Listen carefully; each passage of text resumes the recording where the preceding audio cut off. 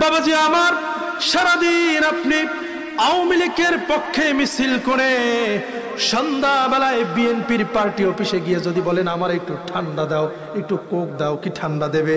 না উল্টা বলে ডান্ডার বাড়ি পড়বে যে বাটা সারাদিন তুই আওয়ামী লীগের মিছিল করলি আর এখন সন্ধ্যাবেলায় বিএনপির অফিসে তুই ঠান্ডা খাইতেছিস, ঠান্ডা কিন্তু দেওয়া যাবে না, ডান্ডার বাড়ি। ঠিক কিনা?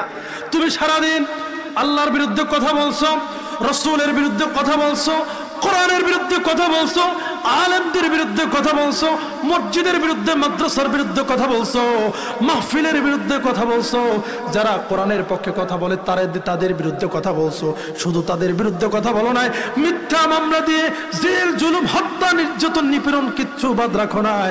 আর তুমিও বলবা মুসলমান আর চাল চালাইয়া জান্নাতে যাবা। জান্নাত মামু বাড়ির ফরজ না।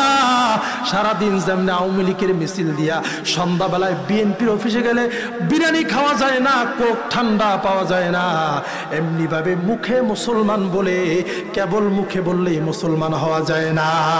ঠিক কিনা? তুমি যদি পরিপূর্ণ মুসলমান হতে হয় মানতে হবে তিনটা জিনিস। কি কষ্ট লাগতেছে নাকি? খারাপ লাগতেছে নাকি? এক নাম্বার হলো ইকরার বিল লিসান। তুমি যে মুসলমান এইটা জবান দিয়ে স্বীকার করতে হবে, পড়তে হবে। পড়েন লা ইলাহা ইল্লাল্লাহু মুহাম্মাদুর রাসূলুল্লাহ সাল্লাল্লাহু আলাইহি ওয়াসাল্লাম। তাহলে বাবাজিরা আমার, মুসলমান হতে গেলে এক নম্বরে মুখে স্বীকার করতে হবে। এখন মুখে কিন্তু সবাই স্বীকার করি, এই জায়গায় কোনো কমতি নাই। কয় না আমি তো মুসলমান, কি কেউ কইবে যে আমি বেঈমান? কথা কয় না, এটা কেউ কয়? আল্লাহর হাবিব বলছেন না এখানে থামলে হবে না, সামনে আরো দায়িত্ব আছে। তাসদীক বিল জিনান, মুখের মধ্যে যেটা স্বীকার করছো তুমি মুসলমান, এইটা অন্তরেও বিশ্বাস করতে হবে।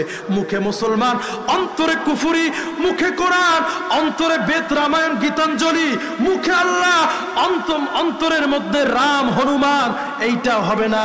মুখের মধ্যেও যেইটা অন্তরের মধ্যেও থাকতে হবে সেইটা। কথা কন ঠিক কিনা? কারণ হচ্ছে বাবাজি, মুখে আর অন্তরে যিনি এক তিনি হলো মুমিন, আর মুখে এক অন্তরে আর এক, এইটা হলো মুনাফিক। ঠিক কিনা বলেন? আর মুনাফিকের জায়গা কোথায়? আল্লাহ কোরআনে বলেন ইন্নাল মুনাফিকিনা ফিদ দারকিল আসফালি মিনান নার। জাহান্নামের সবচাইতে নিম্ন স্থানে হলো মুনাফিকের জায়গা। জাহান্নামীদের রক্তপুঞ্জ যেখানে জমা হবে ওইখানে মুনাফিকরা থাকবে। চিৎকার মেরে কোন নাউজুবিল্লাহ। তাহলে বাবাজি, ইমানদার হতে হলে 2 নাম্বার পয়েন্ট হলো মুখের মধ্যে যেটা স্বীকার করছেন এইটা অন্তরের মধ্যেও থাকতে হবে। কি হবে না? জোরে বলেন। শুধু অন্তরের মধ্যে রাখলেন তাও হবে না, এটা প্রমাণ করতে হবে। ইকরার বিল লিসান, মুখে স্বীকার করলা, তাসদীক বিল জিনান, অন্তরে বিশ্বাস করলা। এরপরে যদি তুমি খাঁটি মুমিন হতে হও তাইলে 3 নাম্বার দায়িত্ব হলো আমাল বিল আরকান। তুমি যে মুখে মুসলমান দাবি করলা, অন্তরে ঈমানের বিশ্বাস স্থাপন করলা, এইটা তোমার কাজে কর্মে প্রমাণ করে দেখাইতে হইবে। কথা কোন ঠিক কিনা?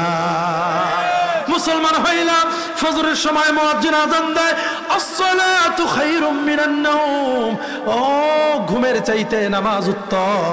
আর আপনি তখন বিদেশি কম্বলটা নাকের দিকে টেনে নাকের মধ্যে হেলিকপ্টার চালায়া ঘুমাইলেন, কাজে পরিণত হইল? জোরে বলেন।